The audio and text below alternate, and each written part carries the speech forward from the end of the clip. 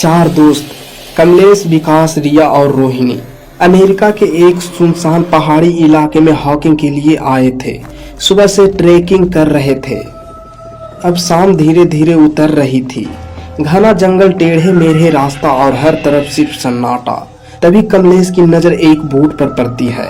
उस पर किसी दूसरी वैली का नाम लिखा था। कमलेश चौंका। ये तो उनकी ट्रेल का हिस्सा था ही नहीं।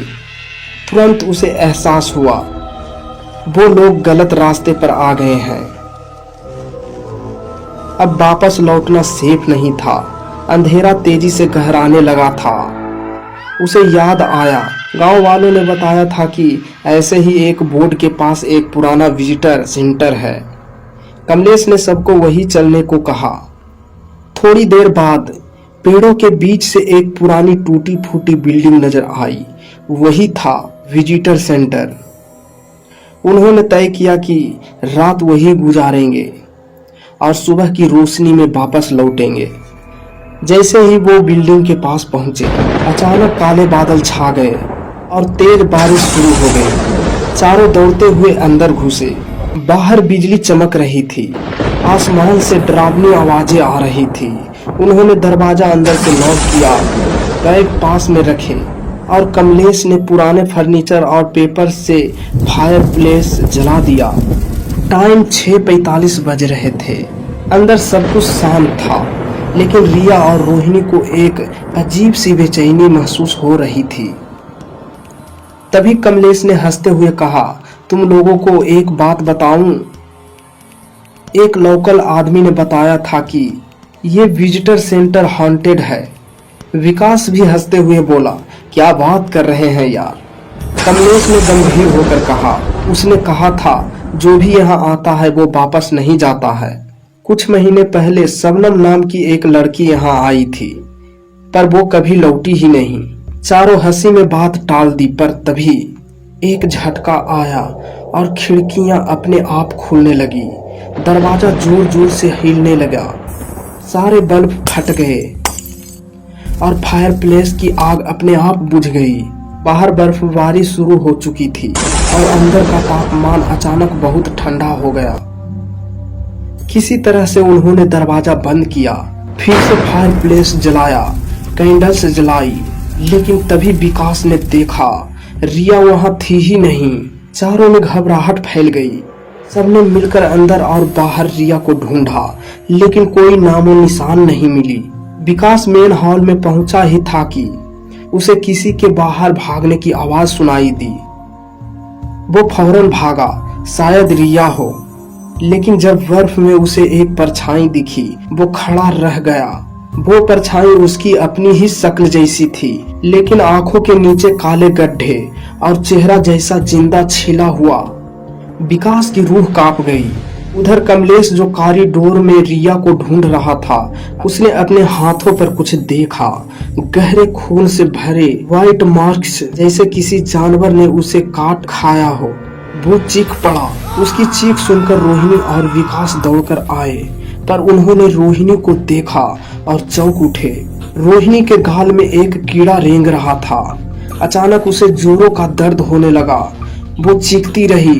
वो कीड़ा उसकी त्वचा के नीचे फैलने लगा और कुछ ही सेकंड में उसका चेहरा काला पड़ गया। अब तीनों पूरी तरह घबरा चुके थे।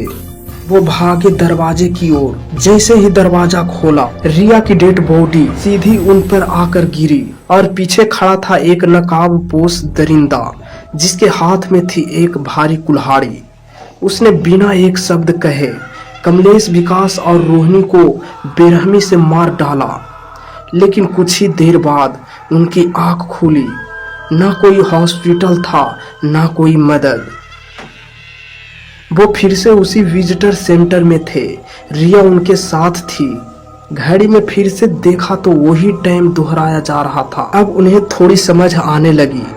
वो चारों एक बार फिर बिल्डिंग से भागे, लेकिन इस बार पेड़ हिलने लगे और सामने से निकला एक भयानक राक्षस, एक ऐसा जीव जो इंसान के कई गुना बड़ा था।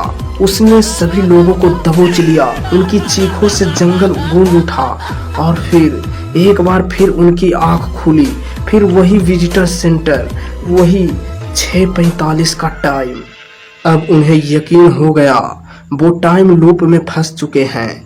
इस बार उन्होंने एक एक कमरे की छानबीन शुरू की। एक कमरे में उन्हें मिसिंग लोगों की तस्वीर दिखी जिसमें उनकी भी फोटो थी और उस पर जो तारीख था 8 दिन बाद की।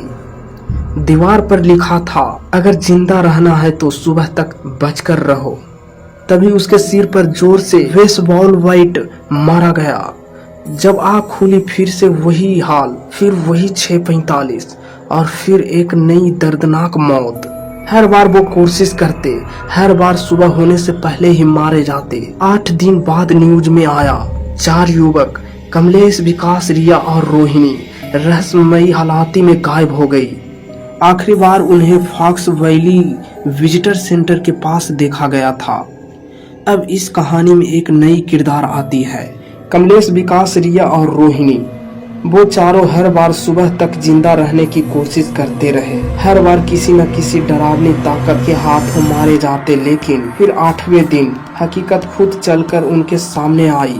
पुलिस की एक टीम उस सुनसान वीरान विजिटर सेंटर में पहुंची। पुलिस ने अंदर कदम रखा। हॉल, कॉरिडोर, फर्श, सब जगह सरांत फैली हुई थी। फायरप्लेस बुझ चुका था। कमरा अंधेरा था, लेकिन बहुत देर नहीं लगी उन्हें वो 4 लाशें ढूंढने में। चारों की बॉडी सड़ चुकी थी और उनके चेहरे डर और तकलीफ में जमे हुए थे। पास में ही एक पुराना कैमरा मिला जिसमें उनकी आखिरी सेल्फी थी, शाम के 6:45 पर खींची गई। चारों के शरीर के पास एक कागज मिला जिस पर बस एक ही लाइन लिखी थी। जब पुलिस ने उसकी लाशें बाहर निकाली तो विजिटर सेंटर के अंदर फायरप्लेस के पास बैठे चारों की आत्माएं ये सब देख रही थी। धीरे धीरे उन्हें सब याद आने लगा, वो डर, वो चीखें, वो कुल्हाड़ी, राक्षस और फिर वो पहली रात की मौत। अब उन्हें समझ आ गया था, वो शुरुआत में ही मारे गए थे। हर रात वो लूप चल रहा था।